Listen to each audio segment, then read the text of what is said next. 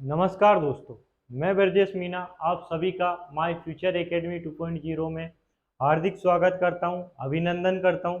मेरे ख्याल से आपकी पढ़ाई अच्छी चल रही होगी।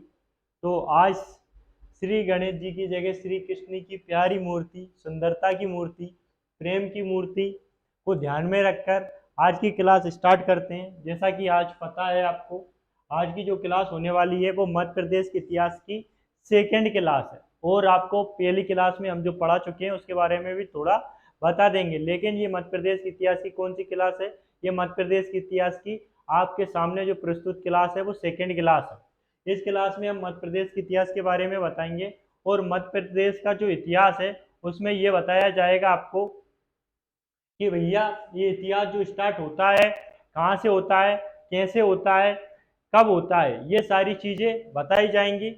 और मैं मुख्यतः इस क्लास में आपको बताया जाएगा कि ये इससे इस क्लास में जो प्राचीन काल के जो स्थल है, जैसे पुरापाषाण काल के अंतर्गत आता है आपका ताम्रपाषाण काल, पाषाण काल के अंतर्गत पुरापाषाण काल, मध्यपाषाण काल और नवपाषाण काल, ये सारे स्थल, ये सारे काल आते हैं। सारे कालों में जो जो स्थल रहे हैं उनके बारे में आज जानने की कोशिश करेंगे। और कुछ बच गया समय तो आगे भी इतिहास पढ़ लेंगे, लेकिन फिलहाल इसके बारे में जानने की कोशिश करेंगे। तो आइए स्टार्ट करते हैं आज की क्लास। तो आज की क्लास आपके सामने है और आप सभी को पता है कि आज की क्लास में हम क्या पढ़ने वाले हैं। तो जो आज की क्लास में स्टार्ट करने वाले हैं, वो आज की क्लास में जो स्टार्ट करने वाले हैं वो है आपका पुरापाषाण काल से संबंधित स्थलों के बारे में। तो पुरापाषाण संबंधित स्थलों के बारे में जान लेते हैं कि सबसे पहले हमने कौन से काल पढ़े थे। हमने पढ़े थे 3 काल भैया, है ना। प्राग ऐतिहासिक काल को हमने 3 भागों में बांटा था। इधर ले लेते हैं ये वाले कोने में ना। प्राग ऐतिहासिक काल को, जो प्राग ऐतिहासिक काल था, प्राग ऐतिहासिक प्राग ऐतिहासिक प्राग ऐतिहासिक जो काल था उसको हमने कितने भागों में बांटा था? 3 भागों में बांटा था। उसको कितने भागों में बांटा था हमने? 3 भागों में। कौन कौन से? जो प्राग ऐतिहासिक काल था उसे हमने 3 भागों में बांटा था। मेन था दो भागों में बांटा था। बाद में हमने पाषाण काल को 3 भागों में बांटा था। इसको हमने 2 भागों में बांटा था। क्या हो रहा है?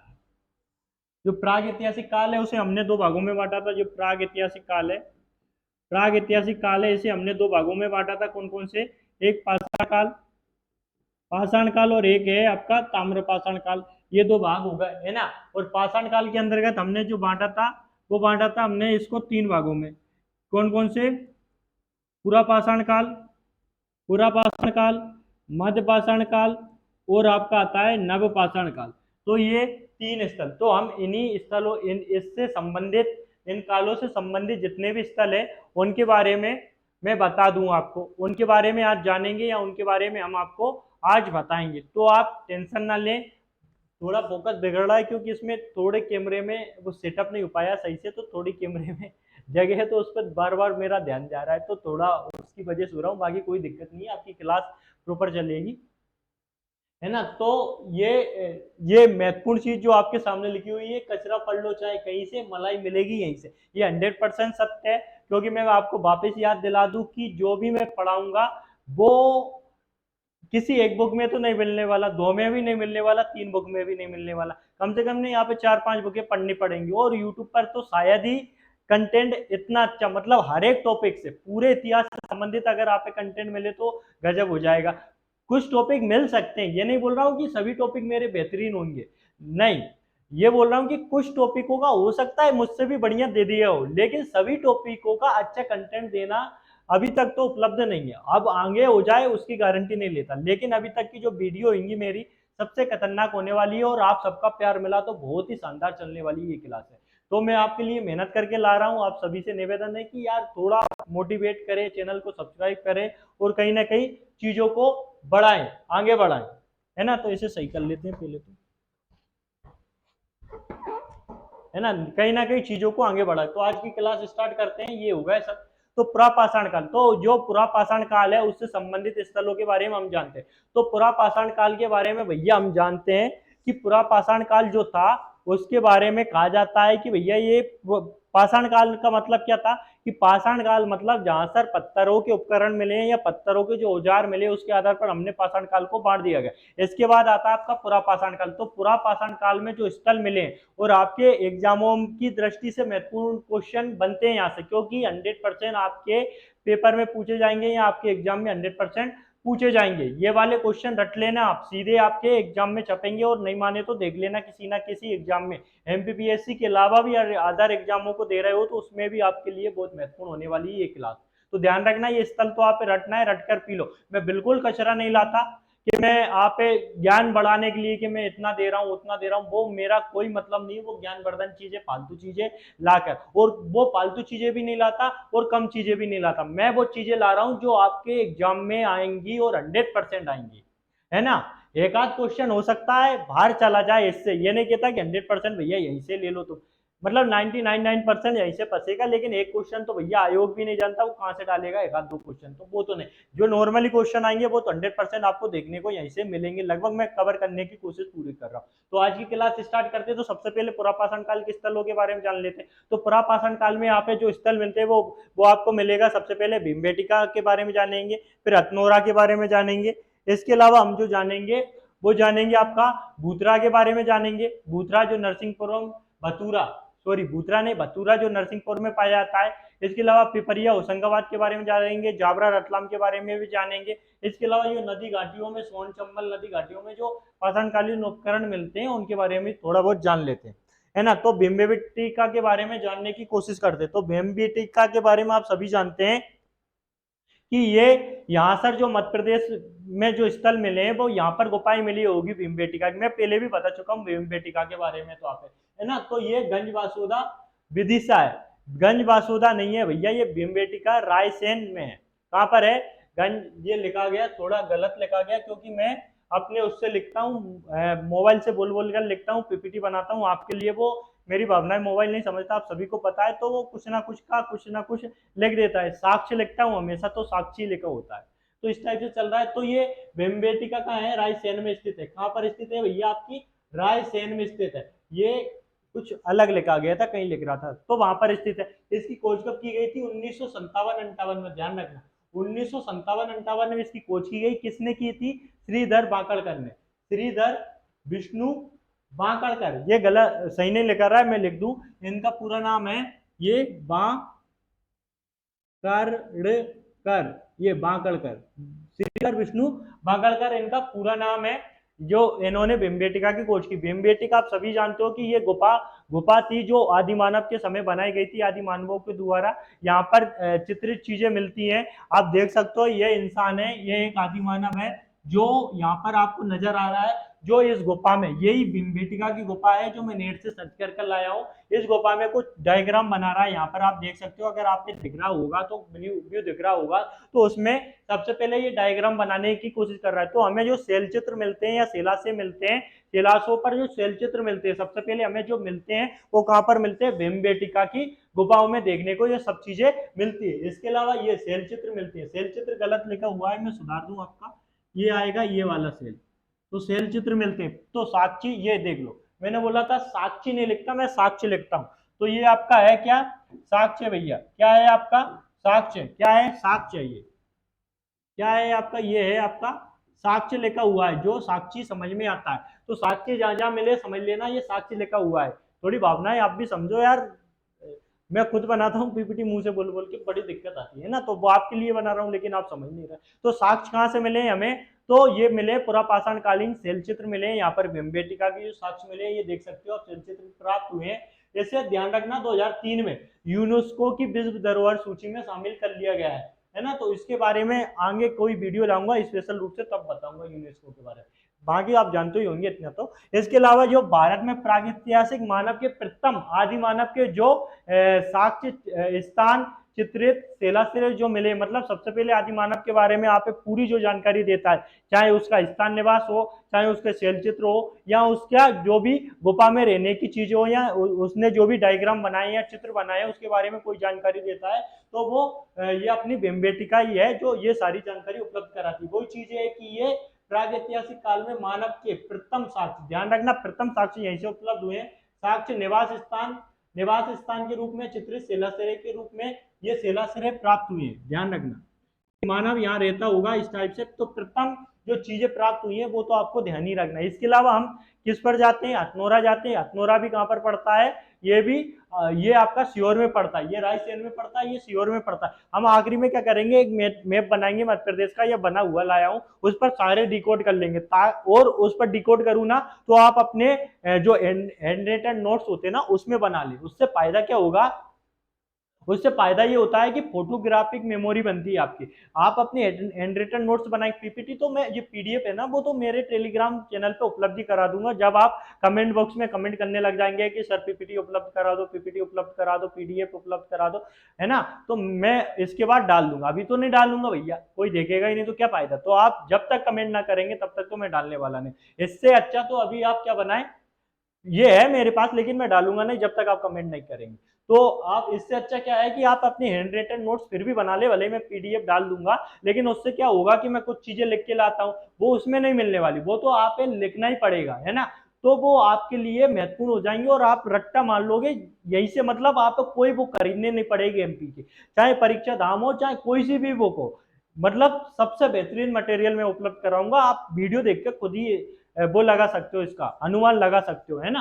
तो हथनोरा के बारे में जान लेते हैं। तो पहला स्थान पर लिया भीमबेटका, रायसेन में स्थित है। इसके बाद हम जानते हैं हथनोरा।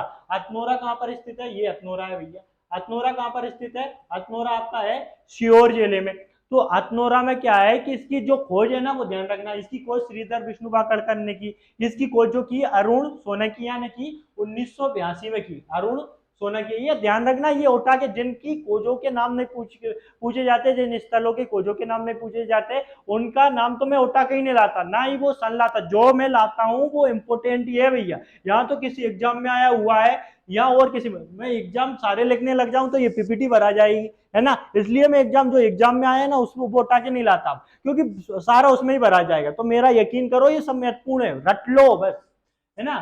तो ये इसका जो साक्षी लिखा हुआ है, ये इसका मतलब होता है अपना क्या, साक्ष्य। इसका मतलब क्या होता है, साक्ष्य।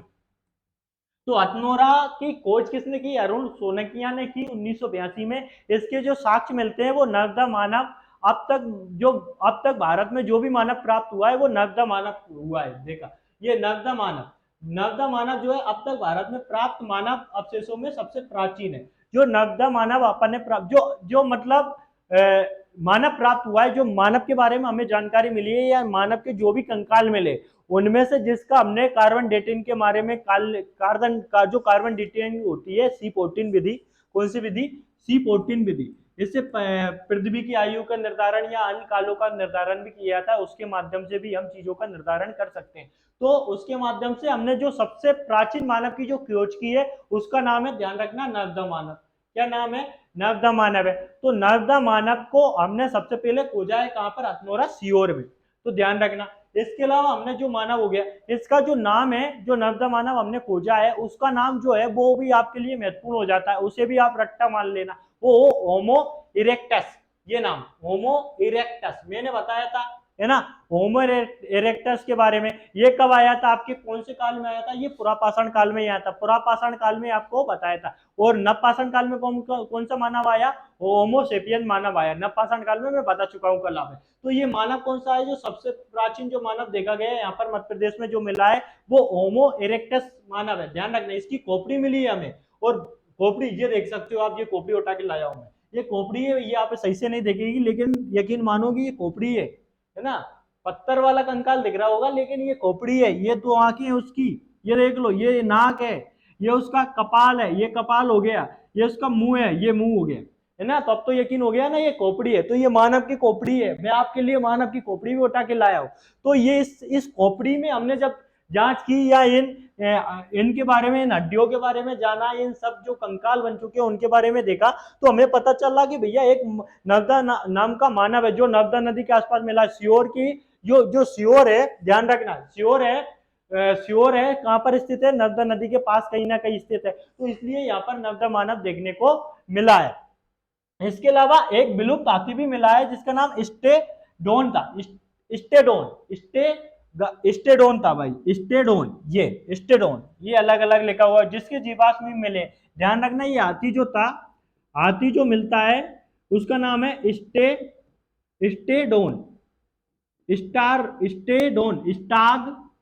स्टागडोन करके इसका नाम आपको देखने को मिल सकता है। ये सारी जानकारी आपको देखने को मिल सकती है यहाँ पर। स्टेडोन जो मिला है आपको वो भी यहाँ पर देखने को आपको मिल सकता है। स्टेगाडोन है ना, स्टेगाडोन जो मिला है आपको, स्टेगा यहाँ पर ये डोन कर लो, ये यहाँ पर ये सही लिखा हुआ है ना। तो ये अपने क्या मिलता है, हाथी देखने को यहाँ पर मिला है। तो ध्यान रखना, जो विलुप्त आती है, जो सबसे प्राचीनतम आती है, वो कहाँ पर मिला है हमें, उसके जीवाश्म में मिले यहीं पे, कहाँ पे, हथनोरा श्योर में। तो इतनी जानकारी यहाँ पर रटना है। ये हाथी के भी हैं भाई, ये हाथी के भी हो सकते हैं, मैं उठा के लाया हूँ आपके लिए। आगे बढ़ते हैं पुरापाषाण काल के बारे में। हाँ जी, देखते हैं तो पुरापाषाण काल में आपको मिलता है बतूरा या बूतरा। ये स्थान आपको देखने को मिलता है, जो आपका स्थित है नरसिंहपुर में। कलर चेंज कर लेता हूँ यार, ये वाला कलर ले लेता हूँ, रेड कलर। तो वो आपका जो बूतरा जो स्थान है, जो बूतरा नामक स्थान है, वो कहाँ पर स्थित है आपका, वो आपका स्थित है कहाँ पर, नरसिंहपुर में। कहाँ पर स्थित है, नरसिंहपुर में। ये बूतरा छोटू की मात्रा है, ये यहाँ पर ये देखें, ये इस टाइप से लिखा हुआ है बूतरा, बूतरा। अरे ऐसे ऐसे नाम है यार इतिहास में। वो आप नरसिंहपुर में मिलते हैं। लेकिन यहाँ ध्यान रखना कि यहाँ से जो उपकरण प्राप्त हुए हैं, वो सबसे प्राचीन कालीन उपकरण प्राप्त हुए हैं। पाषाण काल के जो उपकरण प्राप्त हुए हैं यहाँ पर, ध्यान रखना, पाषाण काल की जो उपकरण प्राप्त हुए हैं, जो मध्य प्रदेश के सबसे, मध्य प्रदेश के, ध्यान रखना, भारत के नहीं है भैया, मध्य प्रदेश के सबसे प्राचीन उपकरण प्राप्त हुए हैं यहाँ से, सबसे प्राचीन। ये वाली लाइन ध्यान रखना और रट्टा मान लेना, सबसे प्राचीन उपकरण प्राप्त हुए, ये देख सकते हो। ये कुछ डायग्राम बना हुआ है यहाँ पर। आप ये पत्थर की जो कुछ मूर्त है, उसमें आप देख सकते हो, ये कुछ चित्र बना हुआ है। सही से देखोगे तो चित्र डायग्राम नजर आएगा। तो ये सबसे प्राचीन उपकरण है, जो कहाँ पर मिला है आपका, भूतरा, कहाँ पर, नरसिंहपुर में आपको देखने को ये सारी चीजें मिली है। इसके अलावा हम पढ़ेंगे पिपरिया होशंगाबाद में चीजें मिली है। बस इतना रट लेना, पिपरिया होशंगाबाद, पिपरिया कहाँ पर है, होशंगाबाद में है। जावरा कहाँ पर है, रतलाम में, इतना रट लो। इसके अलावा जो नदी घाटियां है, नर्मदा हुई, सोन हुई, चंबल हुई, नर्मदा घाटी से सर्वाधिक पाषाणकालीन स्थल एवं उपकरण प्राप्त हुए। ध्यान रखना, नर्मदा घाटी से सबसे ज्यादा चीजें प्राप्त आपको देखने को मिल सकती है। आगे बढ़ते हैं। नर्मदा घाटी से सारी चीजें आपको देखने को मिल सकती है, जो सर्वाधिक प्राचीन है और सबसे ज्यादा जो प्राप्त हुई है, वो ध्यान रखना कौन सी घाटी आपके सामने आएगा, चंबल घाटी, सोन घाटी या नर्मदा घाटी। तो आपसे क्वेश्चन यही पूछा जाएगा कि सबसे ज्यादा प्राचीन उपकरण या फिर सर्वाधिक प्राचीन उपकरण कहां से कहां पर देखने को मिले हैं आपको, तो वो है आपकी नर्मदा घाटी। तो नर्मदा घाटी से आपको देखने को मिले हैं। तो ये सारी चीजों को हम क्या करते हैं, एक बार डायग्राम में बनाने की कोशिश कर दे, ताकि आपको रटा हो जाए। ये आपके लिए मैप लाया हूं मैं स्पेशल, है ना। तो सबसे पहले हम भीमबेटका जानते हैं, है ना। ये रायसेन है भैया, क्या है, ये रायसेन है। तो ये है क्या, रायसेन, यहाँ पर ये लिख भी दू, ये आपका रायसेन। ये क्या है, रायसेन। रायसेन में जो है, रायसेन में क्या मिली है, हम यहाँ पर लिखते हैं, रायसेन पर मिली है हमें भीमबेटका, भीमबेटका। ये डायग्राम बना ले आप मध्य प्रदेश का अपने हिसाब से। भीमबेटका मिली है, और भीमबेटका में क्या मिला है हमें, तो भीमबेटका में जो मिला है हमें, वो मिला है हमें, क्या मिला है भीमबेटका में, भीमबेटका में मिला है हमें प्राचीन जो गुफा मिली है, एक तो गुफा मिली है, और क्या मिली है, शैल चित्र, शैल चित्र देखने को मिला है, और मानव निवास स्थान के रूप में देखने को मिला है। और वैसे 2003 ने क्या विश्व धरोहर सूची में शामिल कर लिया। इसकी खोज किसने की थी, विष्णु श्रीधर बांकड़कर, बांकड़कर, ये विष्णु श्रीधर बांकड़कर ने इसकी खोज की थी, ये आप ध्यान रखना। इसके अलावा यहाँ ये रायसेन है, ये सीहोर है, सॉरी ये सीहोर है, ये सीहोर है, देख तो रहा है ना, ये कलर दिख रहा होगा, ये सीहोर है। इस जगह पर क्या मिला है हमें, सीहोर से मिला है हमें, क्या मिला है, सीहोर से। तो सीहोर से हमें जो देखने को मिलता है, वो क्या मिला है हमें, सीहोर से क्या मिला है हमें, सीहोर से मिला है हथनोरा, क्या मिला है, हथनोरा, ये ध्यान रखना, हथनोरा, हथनोरा। इसमें क्या मिला है हमें, मानव कंकाल मिला है, या मानव खोपड़ी मिली है, मानव कंकाल मिला है, ध्यान रखना, मानव कंकाल मिला है। इसका नाम क्या है, नर्मदा मानव, नर्मदा मानव, ये नर्मदा मानव आपको यहाँ पर मिला। और एक हाथी मिला, स्टेगाडोन, डोन नाम का हाथी भी हमको देखने को यहाँ पर मिला है। इसके अलावा अगला कलर लेते हैं, ये वाला ले लेते हैं, ये वाला ले लेते। इसके अलावा हमने और चीजें देखी कि जावरा में हमें चीजें मिली है, ये है रतलाम, रतलाम, रतलाम में क्या मिला है हमें, जावरा स्थान। कौन सा रटना है हमें, जावरा, जावरा रतलाम में आपको देखने को आपको मिला है। इसके अलावा हमने चीजें देखी थी, बूतरा, जो सबसे प्राचीन उपकरण मिले मध्य प्रदेश की, भूतरा कहां पर है, नरसिंहपुर में। तो नरसिंहपुर ये रहा है आपका, यहीं पे देख लो, नरसिंहपुर, नरसिंहपुर। यहां पर क्या मिला है आपको, यहां पर आपको मिला है, वो मिला है भूतरा, भूतरा। यहाँ के मध्य प्रदेश के सबसे प्राचीन जो उपकरण मिल सकते हैं वो यहाँ पर मिले हैं। ध्यान रखना, मध्य प्रदेश के सबसे प्राचीन उपकरण यहाँ पर नरसिंहपुर भूतरा नामक स्थान पर आपको देखने को मिल सकते हैं। इसके अलावा हमें मिला है यहाँ जाबरा रतलाम हो गया, ये पिपरिया होशंगाबाद और बच गया, पिपरिया होशंगाबाद। होशंगाबाद कहाँ पर है, ये आपका ये यहाँ पर है, ये क्या है, होशंगाबाद। कौन सी जगह है ये, होशंगाबाद, होशंगाबाद, होशंगाबाद है। होशंगाबाद में क्या मिला है, पिपरिया, ये आपका पिपरिया। तो इतने पिपरिया महादेव भी आपको देखने को मिलेगा कहीं ना कहीं। तो ये आप क्या करें कि मैंने तो यहाँ पे मैप पे बना दिया, लेकिन आप क्या करें कि ये अपनी एक कॉपी में बना ले भैया, आप कितने भी रट लो इन्हें, अगर आप ये एग्जैक्ट लोकेशन याद होगी ना तो आपके दिमाग में चप जाएंगे। यहाँ पे बार बार रट्टा नहीं मारना पड़ेगा कि हथनोरा सियोर, हथनोरा सियोर, हथनोरा सियोर, हथनोरा सियोर, हथनोरा सियोर, रायसेन सियोर, रायसेन सियोर, ऐसे करने लग जाओगे। ऐसा रट्टा नहीं मारने वाले। अगर आप इस टाइप की इमेज बना ले तो 5-6 नाम है यार जो महत्वपूर्ण है, इतनी इमेज बनाओ, डायग्राम बनाओ, रट लो यार, क्या जा रहा है इतना, तो इतनी तो मेहनत कर ही सकते हो, है ना। तो ये सारे उपकरण आपके नाम हो गए जो भी बच गए। बाकी नर्मदा घाटी में आपको सर्वाधिक प्राचीन कालीन उपकरण देखने को मिलते हैं। तो नर्मदा घाटी कहाँ पे है वो भी देख लेते हैं आपके लिए भैया। ये देख लो कहाँ पर, ये देखो आप आगे, ये नर्मदा घाटी, ये नर्मदा घाटी है। ये अनूपपुर से अमरकंटक, अनूपपुर से कौन सी नदी निकलती है, ये नर्मदा नदी निकलती है। यहाँ से ये जा रही होगी आसपास आसपास, ये जा रही जा रही, ये जा रही, ये जा रही, ये नर्मदा नदी जा रही। तो यहाँ पर ये नर्मदा घाटी है, नर्मदा घाटी। तो यहाँ पर सर्वाधिक उपकरण मिले, सर्वाधिक प्राचीन कालीन उपकरण जो मिले वो नर्मदा घाटी को आपको देखने को मिलते हैं। चंबल सोन घाटियों में से सर्वाधिक उपकरण जो मिले हैं देखने को। आगे बढ़ते हैं। अब अगला काल जो आता है, हमने पुरापाषाण काल पढ़ लिया, हमने प्राग ऐतिहासिक काल को 2 भागों में बांटा।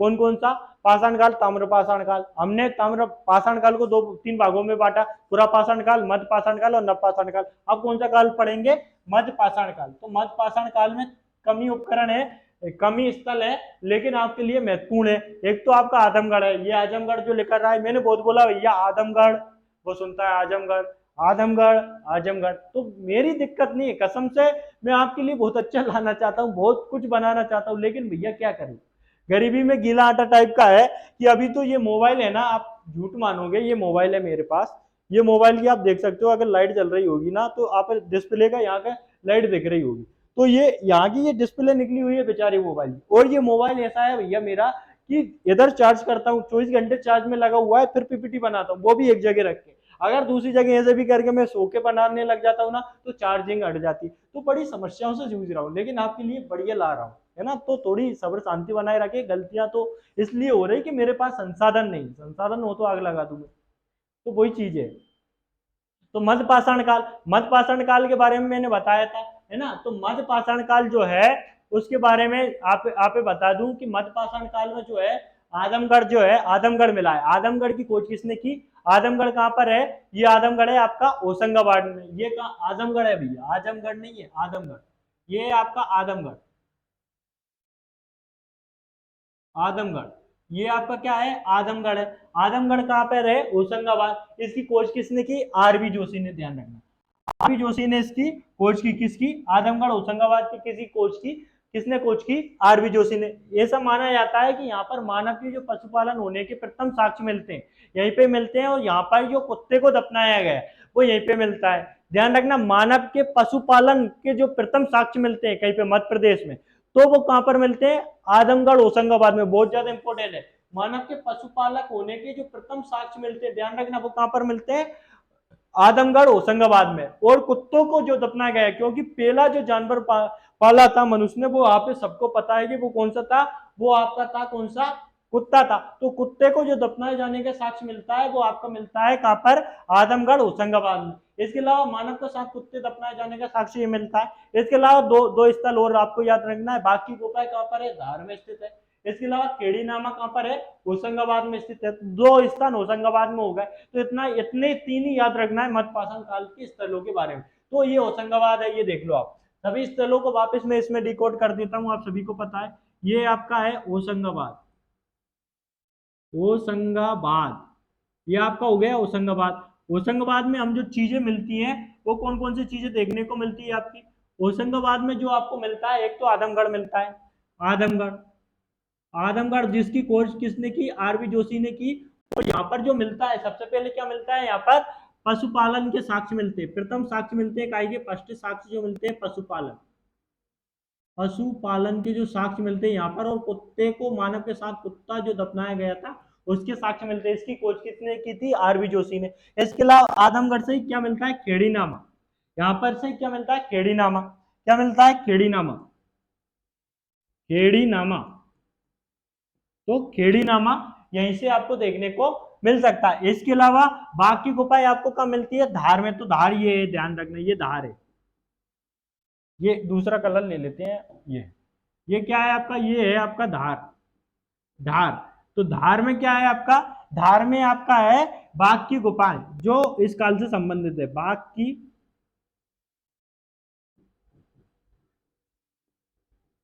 गुफाएं। तो ये तीन नाम याद रखना है, यहाँ पर ज्यादा कुछ याद ही नहीं रखना है ना? तो घंटा ही नहीं लेना है यहाँ पे। आगे बढ़ते हैं। अगला आता है आपका नवपाषाण काल। नवपाषाण काल वह काल था, आप सभी को पता है कि इस काल को क्रांतिकारी काल कहा गया, क्रांतिकारी युग कहा गया। क्या कहा गया इस काल को? क्रांतिकारी युग। कौन सा युग? क्रांतिकारी युग। क्रांतिकारी,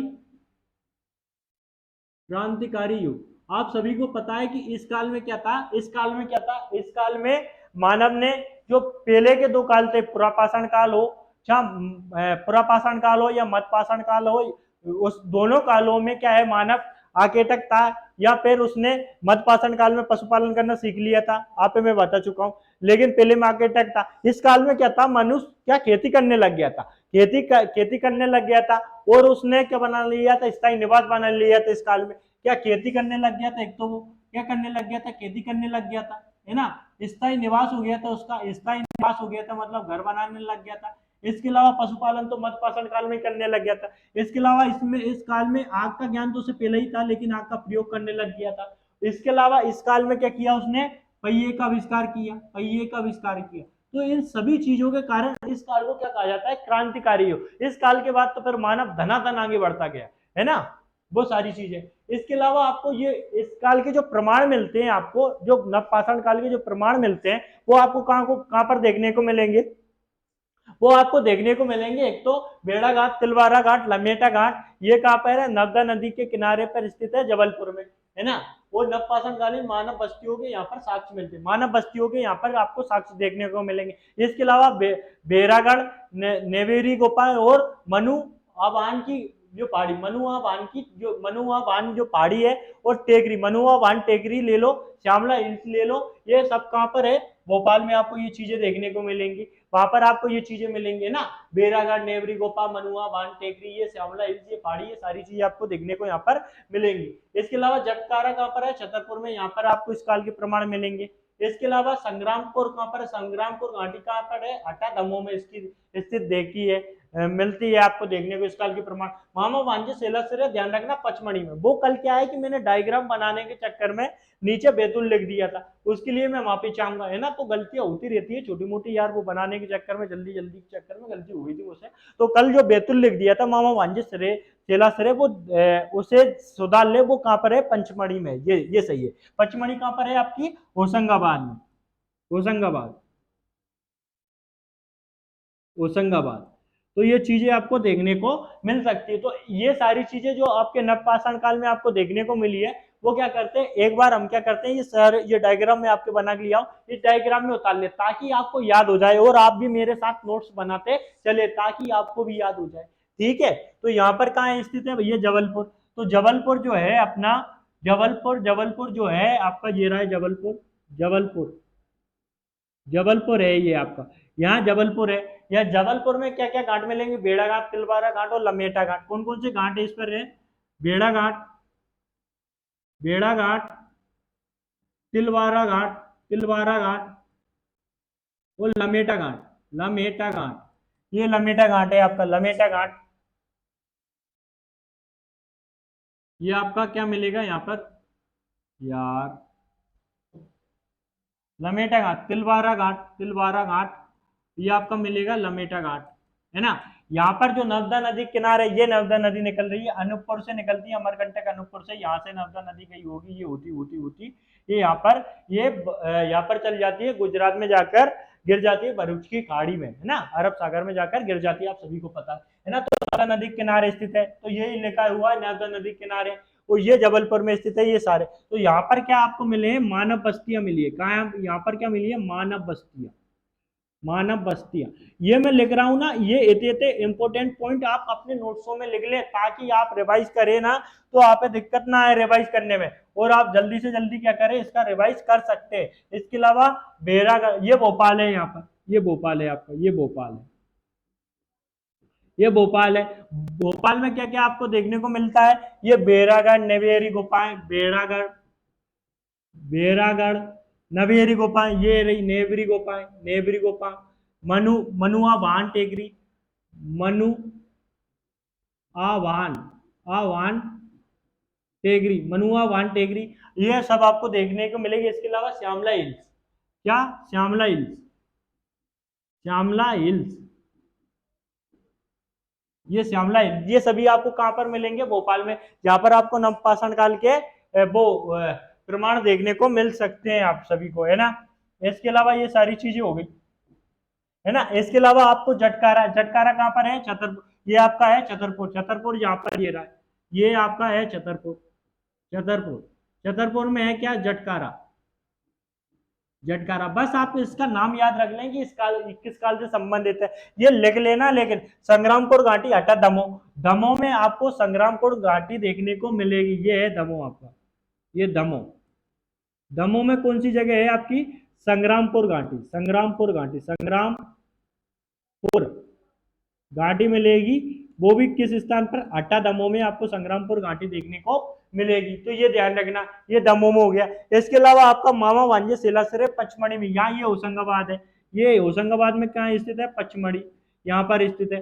तो यहाँ पर क्या मिलेंगे आपको, मामा भांजे सिलासरे, मामा भांजे सेलासरे, सेलासरे आपको देखने को मिलेंगी, है ना। तो ये मामा भांजे सेलासरे, ये गलत लिखा हुआ है, मैं पहले भी बता चुका हूँ, ये सेलासरे आएगा, सेलासरे।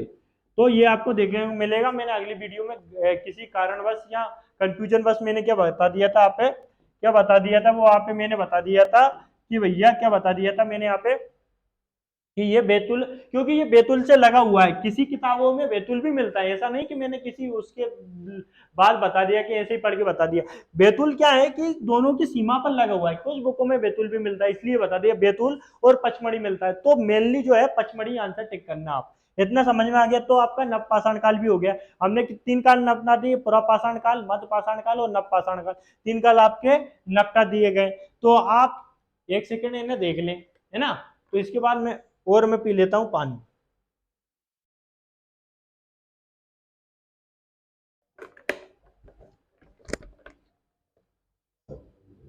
आगे बढ़ते हैं। तो अगला, अगला जो आएगा वो आपका आएगा ताम्रपाषाण काल। मैंने बताया था कि जो प्रागैतिहासिक काल है उसे दो भागों में बांटा गया है। एक तो पाषाण काल, जिसके अंतर्गत हम तीन कालों को पढ़ चुके हैं, है ना। पाषाण काल का जो विभाजन था आप सभी को पता है, पाषाण के जो उपकरण, पत्थर के उपकरण, औजार मिले, उसके आधार पर रोबोस बुरुट फूटने किया था। हम तीन काल पढ़ चुके हैं, पुरापाषाण काल, मध्यपाषाण काल और नवपाषाण काल। तीनों कालों के स्थल पढ़ चुके हैं, जो इंपॉर्टेंट है, जो आप पे रटना है, जो आपके एग्जाम में आएंगे, मैं बता चुका हूँ। अब आपका जो प्राग ऐतिहासिक काल के अंतर्गत आता है, कौन सा काल आता है, वो आता है ताम्रपाषाण काल। ताम्रपाषाण काल बेसिकली जो पाषाण काल है, वो आपका जो है वो ऐसा समझ लो कि ये एक नवपाषाण काल जो अपन ने अभी खत्म किया उसका नया रूप है, उसका सुधरा हुआ रूप या उसका विकसित रूप जो है वो है आपका ताम्रपाषाण काल। क्योंकि इस काल में क्या हुआ, अब अभी तक क्या था, मैं पहले भी बता चुका हूं, अभी तक क्या था कि हम केवल पत्थर के उपकरण प्रयोग कर रहे थे, केवल और केवल जो उपयोग कर रहे थे पत्थर वाले औजारों को उपयोग कर रहे थे, या उन उपकरणों का उपयोग कर रहे थे। लेकिन अब क्या हुआ कि मानव ने तामा धातु खोज ली थी ताम्रपाषाण काल में, और वो पत्थरों के उपकरणों के साथ तामा मिक्स करके कुछ औजार बनाने लग गया, और बेहतरीन तरीके से कलाकारी करने लग गया, और अच्छे खासे औजार बनाने लग गया, या फिर तामा के औजार बनाने लग गया।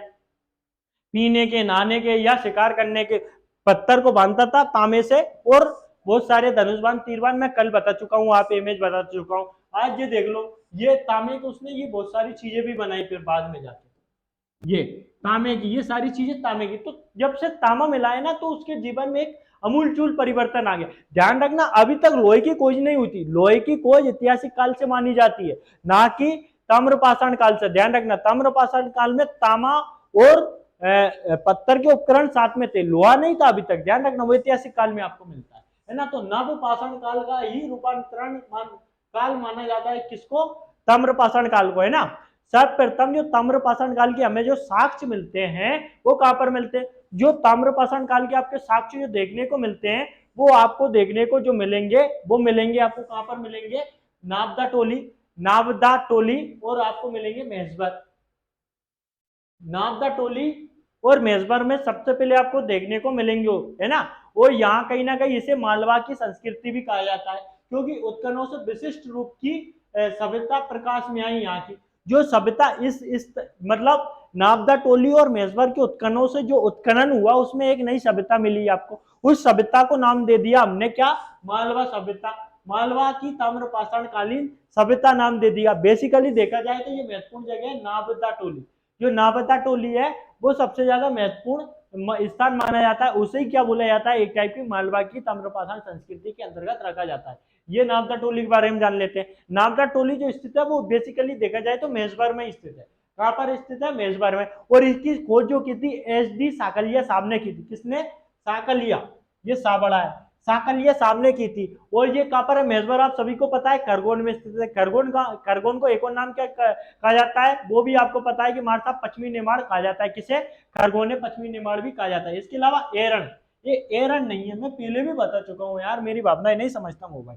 ये आपका है एरण, एरण ये है भैया, ये ऋणा है। आ गई समझ में? एरण है। तो एरण सागर में मिलता है और यहाँ पर ताम्रपाषाण उपकरण मिलते हैं। ध्यान रखना, एरण से ही हमें सती प्रथा के प्रथम साक्ष्य मिलते हैं, ये भी ध्यान रखना आप, है ना। तो इसकी खोज भी किसने की थी? कृष्णदत्त बाजपेयी ने की थी। और सती प्रथा के प्रथम उल्लेख या साक्ष्य जहां पर मिलते हैं वो कहां पर मिलते हैं? एरण सागर में देखने को मिलता है। इसके अलावा कायता भी ध्यान रखना, ये कहां पर है? उज्जैन में स्थित है। ये ध्यान रखना किस नदी किनारे कायता? ये काली सिंध नदी के किनारे है। और चंबल, काली सिंध किसकी सहायक नदी है? चंबल नदी की सहायक नदी है। जब नदियां कभी पढ़ाऊंगा तो तब मैं सब चीजें वहां पर बताऊंगा, अभी फिलहाल इतना समझ लो। लेकिन ध्यान रखना, इसकी भी खोज किसने की? जैसे भीमबेटका की खोज आप सभी को पता है, आप कमेंट बॉक्स में कमेंट करके जरूर बताएं भीमबेटका की खोज किसने की? विष्णु श्रीधर बांकड़कर ने की थी। तो एक कायता की भी खोज किसने की? विष्णु श्रीधर बांकड़कर। ये बकरकर है ना, ये बांकड़कर है भैया, कर, ये बांकड़कर है ना। ये फर्स्ट ध्यान रखना ताम्रपाषाण स्थल या नगर कहा गया ऐसे, है ना। यहीं पर क्या है? 12 मीर की जन्मस्थली भी माना जाता है। 12 मीर की जन्मस्थली कैसे माना जाता है? कायता को। ध्यान रखना 12 मीर, 12 मीर की, जो 12 मीर थे उनकी जन्मस्थली माना गया। जन्मस्थली, जन्मस्थली किसे माना गया?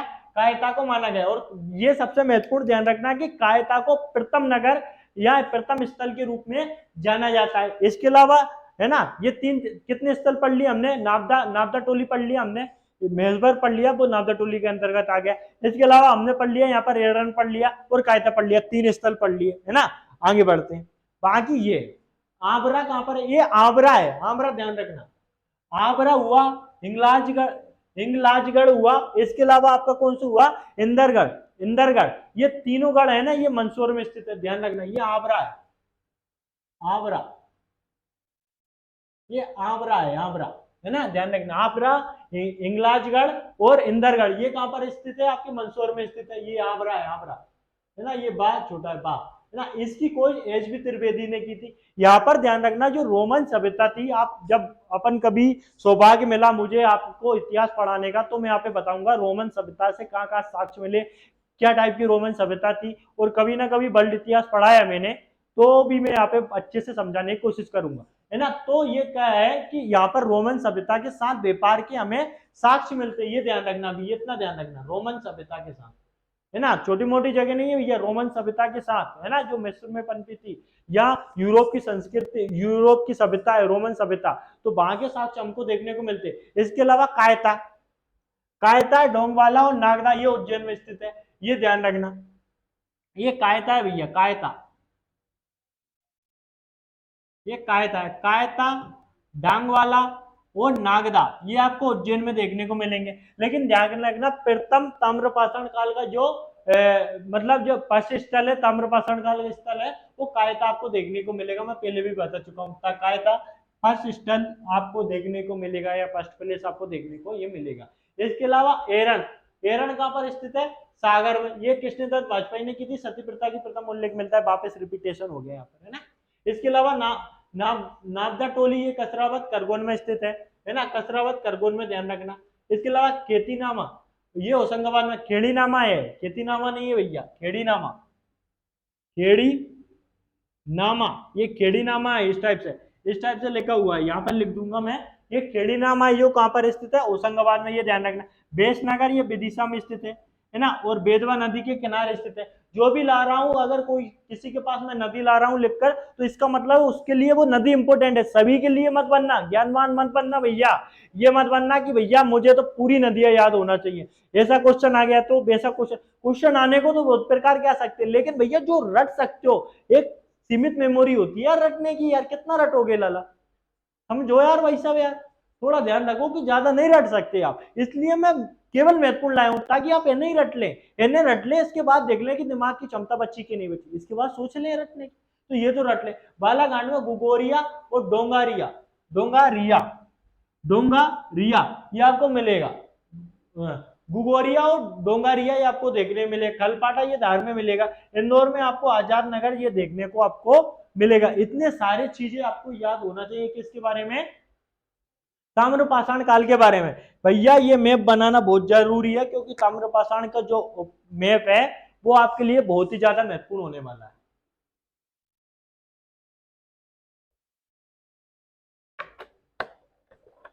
तो ये आप सब मेरे साथ बनाने की कोशिश करें, क्योंकि सबसे ज्यादा जो उपकरण मिले हैं वो आपके ताम्रपाषाण काल के ही देखने को मिलते हैं। जो ताम्रपाषाण काल को आपको देखने को मिलता है, सबसे पहले हमें नापदा टोली मेजबर मिलता है, नापदा टोली देखने को मिलता है, एरण मिलता है, कायता मिलता है। जो महत्वपूर्ण स्थान हो सकते हैं वो लेते हैं। सबसे पहले जो नापदा टोली है वो मेजबर करगोन में स्थित है। करगोन कहाँ पर? ये करगोन है, ये क्या है आपका? करगोन है ना, यहाँ पर स्थित है महेशवर, और यहीं पे आपको मिलता है नापदा टोली, नापदा टोली, नापदा टोली। तो ध्यान रखना नापदा टोली वे स्थान है जैसे मालवा संस्कृति के अंतर्गत रखा गया। नापदा टोली स्थान की वजह से ही मालवा संस्कृति की खोज हुई, ऐसा समझ लो, जैसे मालवा संस्कृति कहा जाता है ना। तो ये ध्यान रखना नापदा टोली मेजबर में स्थित है। इसके अलावा एरण पढ़ा था हमने, एरण कहाँ पर स्थित है? सागर में स्थित है। ये सागर है भैया, ये क्या है? ये सागर है आपका, क्या है ये आपका? सागर है, सागर है। और सागर में आपको क्या मिला है? सागर में जो आपको मिला है, सागर में वो आपको जो मिला है वो मिला है, क्या मिला है? एरण, एरण। यहां पर मिलते हैं सती प्रथा के प्रथम साक्ष्य, सती प्रथा के क्या मिलते हैं? फर्स्ट साक्ष्य आपको देखने को मिलते हैं। कहां पर मिलते हैं?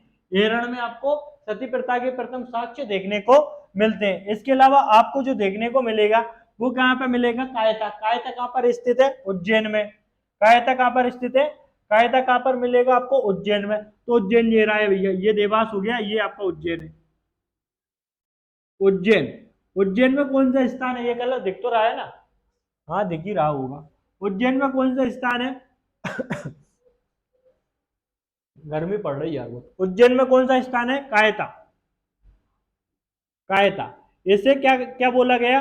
कायता को क्या बोला गया? ये फर्स्ट नगर है, ये ताम्रपाषाण काल का कौन सा नगर है? ये फर्स्ट नगर है, यहाँ स्थल आपको देखने को मिलेगा। यहीं पर किसका जन्म होता है? 12 मीर का जन्म स्थल भी माना जाता है। किसको? कायता, जो उज्जैन में आपको देखने को मिलेगा। इसके अलावा हमने और भी उपकरण और भी स्थान पढ़े थे। इसके अलावा एरण हो गया, नापदा टोली ये मेजबान में हो गया, एच डी साकलिया साहब ने इसकी खोज की थी। एरण हो गया, ये कृष्णदत्त वाजपेयी ने इसकी खोज की थी, है ना। कायता हो गया, एरण, नापदा टोली, कायता हो गया। इसके अलावा हम पढ़ते हैं आबरा, आबरा, इंगलाजगढ़ और इंदरगढ़, आबरा, इंगलाजगढ़ और इंदरगढ़, ये मंदसौर में मिलता है आपको, ये मंदसौर है। दूसरा कलर ले लेते हैं, ये वाला, ये मंदसौर है आपका, क्या है? मंदसौर। यहाँ पर आपको मिलेगा, जो मिलेगा कौन सा मिलेगा आपको मंदसौर में? जो आपको देखने को मिलेगा वो मंदसौर में आपको जो देखने को मिलेगा आबरा मिलेगा एक तो, कौन सा मिलेगा? आबरा, इंगलाजगढ़, इंगलाजगढ़, इंगलाजगढ़ और इंदरगढ़, इंदरगढ़, ये आपको देखने को मिलेगा। ध्यान रखना, आबरा वह स्थान है जहां से हमें क्या मिलता है? रोमन सभ्यता के साथ क्या मिलता है हमें? रोमन सभ्यता के, इसकी खोज एच बी त्रिवेदी ने की थी। रोमन सभ्यता के साथ हमें व्यापार के संकेत मिलते, कहां से? यहां से। रोमन सभ्यता के साथ, रोमन सभ्यता के साथ हमें यहाँ से क्या मिलते हैं? व्यापार के संकेत मिलते हैं। ये हो गया आपका। अगला उपकरण, अगला कौन सा है? कायता डांगवाला, कायता डांगवाला और नागदा, ये भी उज्जैन में। कायता डांगवाला और नागदा, कायता, कायता हो गया यहीं पर स्थित है। कौन सा? डांगवाला। कौन सा स्थित है? डांगवाला, डांगवाला, कायता डांगवाला, और यहीं पे आपको मिलेगा नागदा। तो ये स्थान आपको याद रखना है। जिसके बारे में डिटेल दे रहा हूं उसके बारे में डिटेल, और जिसके बारे में कुछ नहीं दे रहा हूं उसके बारे में कुछ नहीं, है ना। तो ध्यान रखना कौन सा स्थान कहां पर स्थित है ना। इसके अलावा और स्थान देख लेते हैं। ये हो गया टांगबाल, हो गया एरन सागर में, हो गया जिसकी खोज कृष्णदत्त वाजपेयी ने की थी। मैं यहाँ पे पहले भी बता चुका हूँ, ये आप यहीं पर रट लेना, है ना। नागदा तो लीजिए, कसरावत खरगोन में आपको देखने को मिलता है। केडीनामा ये होशंगाबाद में, बेसनगर विदिशा में। खेड़ीनामा ये यहाँ पर होशंगाबाद में, होशंगाबाद, होशंगाबाद, यहाँ पर जो मिलेगा वह खेड़ीनामा, खेड़ीनामा, खेड़ीनामा ये आपको होशंगाबाद में मिलेगा। इसके अलावा विदिशा, विदिशा में क्या मिलेगा आपको? ये वाला कलर ले लेते इस बार। विदिशा, विदिशा, विदिशा में क्या मिलेगा आपको? विदिशा में मिलेगा बेसनगर। कौन सा नगर? बेसनगर। और ध्यान रखना बेसनगर किस नदी के किनारे स्थित है? बेदवा। ध्यान रखना बेसनगर किस नदी के किनारे स्थित है? बेदवा नदी के किनारे। ये आपका हो गया, है ना। ये हो गया बेसनगर। बालाघाट में गुगोरिया और डोंगरिया, बालाघाट में गुगोरिया और डोंगरिया, गुगोरिया और डोंगरिया, डोंगरिया, रिया या रिया ऐसे ही कुछ होगा, आप देख लेना एक बार। बालाघाट, ये आपको कहां पर मिलेगा? बालाघाट में आपको देखने को मिलेगा। इसके अलावा एक आध उपकरण और बच गया होगा जो आपका है इंदौर में आजाद नगर। कौन सा? इंदौर में आपको देखने को मिलेगा ताम्रपाषाण उपकरण। ये इंदौर है। ये इंदौर कहां पर है? ये इंदौर है भैया। ये क्या है आपका? इंदौर है। ये क्या है आपका? इंदौर, ये इंदौर है। इंदौर में कौन सी जगह? आजाद नगर, आजाद नगर। तो ये सारे स्थल जो आपके हो सकते हैं महत्वपूर्ण, वो आपको ये देखने को मिलते हैं। तो ये उपकरण, ये सारे स्थल जो आपको महत्वपूर्ण है वो आपको देखने को मिल सकता है। डोंगरिया हुआ, गुगोरिया हुआ, गुगोरिया, गुगेरिया या गुगोरिया, गुगेरिया भी मिलता है, गुगोरिया भी मिलता है। ये सारे स्थल हुए जो आपको देखने को चाहिए, है ना। ये इसके अलावा जो भी और भी स्थल हो सकते हैं वो आपके यही है भैया। बाकी तो ध्यान रखना, है ना। ये सारे, ये जो स्थल है ये ध्यान रखना, ये किस नदी किनारे है? ये ध्यान रखना चंबल नदी किनारे, चंबल नदी के किनारे, क्योंकि चंबल नदी यहाँ से निकल कर ये जा रही है, यहाँ से इस टाइप से चंबल नदी। तो एक बार ये मैप बना लें। बाकी और भी जो जानकारी बची हुई है वो यहाँ से आप ऐड कर सकते हो। ये उज्जैन हो गया, ये हो गया सारी चीजें, आमरा हो गया, ये हो गया, ये हो गया, ये हो गया, ये हो गया, बेसनगर विदिशा हो गया, ये आपका ये हो गया। ये ध्यान रखना। इसके अलावा ये हो गया, ये हो गया, ये ध्यान रखना कायता उज्जैन में स्थित है, जो काली सिंध नदी के किनारे स्थित है। कायता उज्जैन में, कायता कहां पर है? कायता उज्जैन में। कायता कहा गया? ये उज्जैन में है। ये किस नदी के किनारे स्थित है? ध्यान रखना काली सिंध, काली सिंध, काली सिंध नदी के किनारे स्थित है। ये ध्यान रखना काली सिंध चंबल की सहायक नदी है, चंबल की सहायक है। तो इतनी जानकारी, आप ये वाला मैप बहुत अच्छे से बना लें ताकि आपको ये आसानी से याद हो जाए। मेरा क्लास का उद्देश्य सिर्फ ये नहीं कि मैं यहाँ पे पढ़ा के निकल लूँ, पढ़ा के तो मैं इस टाइप से रंगे करके निकल लूंगा, कोई मतलब नहीं उस चीज का, है ना। लेकिन आप याद भी होना चाहिए, याद ऐसे ही होंगे भैया। अगर ऐसे नहीं बनाओगे ना, इस टाइप से आप मैथ बनाओगे ना, और आपके हिसाब से और अच्छा बना सकते हो। कुछ चीजें अगर आपको लगे कि ये इंपॉर्टेंट हो सकती है आपके मैप में, आप ऐड कर लो।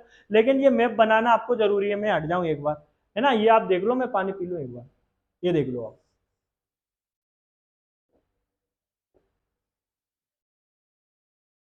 है ना। बहुत सारे स्थल हैं यार, कौन कौन से स्थलों के बारे में सभी रटे नहीं हो सकते, तो वैसे याद रहते लेकिन ऐसे भूल जाते हैं। आगे बढ़ते हैं। इसके अलावा ध्यान रखते हैं अन्य क्या देखते हैं हम, अन्य जो पाषाणकालीन उपकरण है। लेकिन एक नोट पढ़ लेते हैं इससे पहले एक नोट पढ़ लेते हैं कि भैया जो ये नोट ये है कि भरूच स्तूप जो सतना में स्थित है, ये यहाँ पर क्या है, बौद्ध स्तूप मिला है। इसकी खोज ध्यान रखना अलेक्जेंडर कनिंघम ने की थी 1873 में। ये अलग मैटर है, इससे संबंधित नहीं है, लेकिन ये ध्यान रख लेना आप, है ना। इसके अलावा ये ध्यान रखना कि अन्य पाषाणकालीन उपकरण जो है उसमें ध्यान रखना पवाया ग्वालियर में स्थित है, क्योंतर रीवा में स्थित है, पीतनगर खरगोन में स्थित है। यही पूछा जाएगा कि ये कौन सा पाषाणकालीन पाषाणकालीन जो पाषाणकालीन स्थल है कि नहीं है। ये नहीं पूछा जाएगा किससे संबंधित है ना। तो इतना ध्यान रखना कि पाषाणकालीन जो अन्य स्थल हो सकते हैं पवाया ग्वालियर में, क्योंतर रीवा में, पीतनगर खरगोन में। इसके अलावा हम ये देख लेते हैं कि जो अलग अलग क्षेत्रों में मैंने पूछा था कि इस क्षेत्र की, जैसे भीमबेटका की खोज विष्णु वाकड़कर ने की थी, है ना। तो वो किस चीज से आएंगे, है ना। तो भीमबेटका कहीं ना कहीं आपकी चंबल घाटी क्षेत्र में जो रायसेन है उधर मिलते हैं ये। तो ध्यान रखना कि चंबल घाटी क्षेत्र से जो सर्वेक्षण किया या पुरातत्वविद जो संबंधित थे वो कौन कौन से हैं, विष्णु वाकड़कर और एच बी त्रिवेदी। तो ये इस क्षेत्र के जो ज्ञाता है उनके बारे में आप ध्यान रख सकते हो कि इस क्षेत्र के ज्ञाता ये हैं, ध्यान रखना, एच बी त्रिवेदी, है ना। इसके अलावा सोन घाटी क्षेत्र के ध्यान रखना निसार अहमद और जी आर शर्मा इस क्षेत्र के हैं। मतलब ये सोन घाटी क्षेत्र के, ये मैं बना ही लेता हूँ, दिख रहा है ये मैप आपको, ये एमपी का मैप है भैया, ये एमपी का मैप है ना, एमपी का मैप है, ये एमपी का थोड़ा ठीक है मैप है ना। ये नर्मदा घाटी हो गई आपकी, ये नर्मदा घाटी हो गई, कौन सी घाटी, ये नर्मदा घाटी है, नर्मदा घाटी हो गई है आपकी, है ना। ये नर्मदा घाटी हो गई, कौन सी, जिस कलर की है उस कलर का ही ले लेते हैं। ये आपकी कौन सी घाटी हो गई, ये आपकी हो गई नर्मदा घाटी, कौन सी, नर्मदा घाटी, नर्मदा घाटी। तो इस क्षेत्र के जो सर्वेक्षण किया है या पुरातत्वविद संबंधित रहे वो निसार अहमद और जी आर शर्मा है। तो आपसे पूछा जाएगा कि जो सॉरी, अरे यार, जो नर्मदा घाटी है ये सोन घाटी है यार, सॉरी दो बार से बनाता हूँ, सॉरी दो बार से बनाता हूँ यार। ये मध्य प्रदेश का मैप है, ये मध्य प्रदेश का मैप है। तो ध्यान रखना जो मध्य प्रदेश का मैप है, जैसे सोन घाटी के पूछे जाएगा तो सोन घाटी यहाँ पर आपको पड़ेगा, यहाँ पर 3 नदियां निकलती हैं, आप सभी को पता है, जोइला, नर्मदा और सोन। तो ये सोन घाटी है, ये कौन सी घाटी है, सोन घाटी। तो सोन घाटी के जो पूछे जाएंगे, जो सोन घाटी के क्षेत्र से संबंधित पुरातत्वविद कौन कौन से हैं, तो निसार अहमद और जी आर शर्मा का नाम आएगा, आपको जो रटना है। बहुत सारे नाम है लेकिन ये कुछ महत्वपूर्ण आपके लिए लाया हूँ। इसके अलावा जो आपकी नर्मदा घाटी है, नर्मदा घाटी में ये वाला कलर ऐसा है, नर्मदा घाटी। तो ये नर्मदा घाटी यहाँ पर, ये नर्मदा घाटी, ये कौन सी घाटी है, नर्मदा घाटी, नर्मदा घाटी। तो ये नर्मदा घाटी, तो नर्मदा घाटी से संबंधित कौन कौन से हैं, तो आर बी जोशी और एच डी सकलिया साहब किस क्षेत्र से संबंधित है, तो ये नर्मदा घाटी क्षेत्र के पुरातत्वविद है। इसके अलावा जो चंबल घाटी हो सकती है, चंबल घाटी रेड कलर में, तो चंबल घाटी यहाँ से निकलती है, मऊ जनापाव पहाड़ी इंदौर से, यहाँ से चंबल नदी निकलती है और इस टाइप से राजस्थान में होते यहाँ पर ये चली जाती है, वो यमुना में मिल जाती है ना। तो ये कौन सी घाटी है, ये चंबल घाटी है, कौन सी, चंबल घाटी, चंबल घाटी। तो ये ध्यान रखना ये यहाँ से निकलती है, ये यहाँ से ये निकल रही है ना, तो ये निकलती है। तो चंबल घाटी के संबंधित जो पुरातत्वविद है वो कौन कौन से है, विष्णु वाकड़कर और एच बी त्रिवेदी का नाम आपको देखने को मिलेगा, कहीं ना कहीं आपको देखने को मिल सकते। तो ये सारी चीजें जो मैप में बनी हुई है, जो मैंने बनाया है, इस टाइप के क्वेश्चन आ सकते हैं कि किस क्षेत्र से कौन सा पुरातत्वविद किस क्षेत्र से संबंधित है। तो 4 ऑप्शन आएंगे कि जैसे आर बी जोशी किस क्षेत्र के पुरातत्वविद है, चंबल घाटी क्षेत्र के, नर्मदा घाटी क्षेत्र से, या सोन घाटी क्षेत्र के, या इनमें से कोई नहीं। तो आप एक जो आंसर लगाना है वो नर्मदा घाटी क्षेत्र से संबंधित है। तो आज की क्लास यहीं पर समाप्त करते हैं। ये आपकी 2 क्लास में मैंने जो पढ़ाया है वो एक बार मैं समझा दूं आप पे कि हमने जो इतिहास है उसे 3 भागों में बांटा था, प्राग ऐतिहासिक काल, आदि ऐतिहासिक काल और ऐतिहासिक काल, है ना। मैं आपको प्रागैतिहासिक काल के अंतर्गत पाषाण काल और ताम्र पाषाण काल पढ़ा चुका हूँ। पाषाण काल के अंतर्गत क्या क्या पढ़ा चुका हूँ? पुरापाषाण काल, मध्य पाषाण काल और नवपाषाण काल। और पाषाण जो प्रागैतिहासिक काल के अंतर्गत 2 काल पढ़े थे हमने, पाषाण काल और ताम्र पाषाण काल। तो पाषाण काल के अंतर्गत 3 काल पढ़ चुके हैं। इसके अलावा जो प्रागैतिहासिक काल के अंतर्गत पाषाण काल था उसे भी हम पढ़ चुके हैं। तो ये खत्म हो गया है ना। अब हम पढ़ेंगे आगे से अब इतिहास, आदि ऐतिहासिक काल पढ़ेंगे और ऐतिहासिक काल पढ़ेंगे। आदि ऐतिहासिक काल में पढ़ना कुछ नहीं, क्योंकि उसमें सिंधु घाटी सभ्यता आती है, जिसके साक्ष्य मध्य प्रदेश में कहीं से कहीं तक नहीं मिले, तो सिंधु घाटी सभ्यता हमें पढ़ना ही नहीं। फिर हम पढ़ेंगे ऐतिहासिक काल। ऐतिहासिक काल में मैंने बताया था 3 काल पढ़ेंगे, प्राचीन काल, मध्यकाल और आधुनिक काल। तो कल कहीं से सही से जो मध्य प्रदेश का इतिहास है वो कल से स्टार्ट होगा, आपकी तीसरी क्लास से सही से मध्य प्रदेश का इतिहास स्टार्ट होगा। ये आप पढ़ाने का तरीका कैसा लगा, कोई सजेशन देना चाहते हैं, कुछ देना चाहते हैं? देखो कंफ्यूजन की तो ऐसी चीजें यार कि मैं ढूंढ ढूंढ के ला रहा हूँ चीजें, एक बुक से तो मैं ला नहीं रहा हूँ। मैं खुद के लिए पढ़ता था ना तो एक बुक से मेरा काम हो जाता था, वो सिलेक्शन हो जाता था। लेकिन अब तुम्हारे लिए ला रहा हूँ ना, तो मैं 10 बुकें, बहुत सारी बुकें पढ़ रहा हूँ यार, नेट से है, वेबसाइट से है, पता नहीं मैं कहाँ से पढ़ रहा हूँ। पढ़कर है ना, मैं आपके लिए सिर्फ मलाई ला रहा हूँ, यकीन करो यार, भगवान कसम मेहनत से ला रहा हूँ। और क्या कहूँ मैं यहाँ पे, किसकी कसम कहूँ? मेरी कसम, मैं मेहनत से ला रहा हूँ, बहुत मेहनत से ला रहा हूँ और मलाई ला रहा हूँ।